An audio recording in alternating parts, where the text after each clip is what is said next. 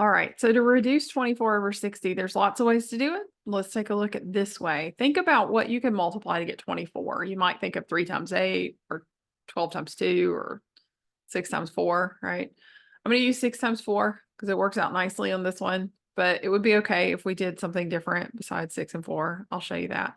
All right, 60. What multiplies to get 60? I would do 6 times 10, but you might think of something else. Okay, so when I see this, I see that 6 divided by 6 is 1. So we would say that those cancel, right? We use that term a lot.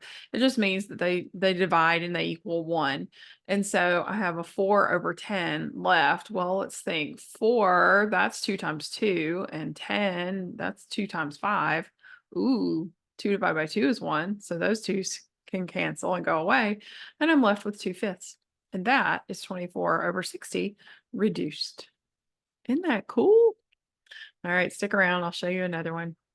But if you want to see this one just done in a different way, you can stick around to this video and you can watch. Let's do 24 over 60. And remember, I said it'd be okay if we did like 3 times 8 or something like that.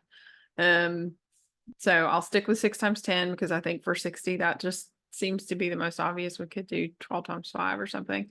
So nothing can cancel there, but I know that 8 could be 4 times 2, and 6 could be 2 times 3, and 10 could be written as 2 times 5. So now we've got lots of things that will divide to equal 1. 2 divided by 2 is 1. 3 divided by 3 is 1. And now the 4, I can still break it apart into 2 times 2. And on the bottom, I have a 2 and a 5.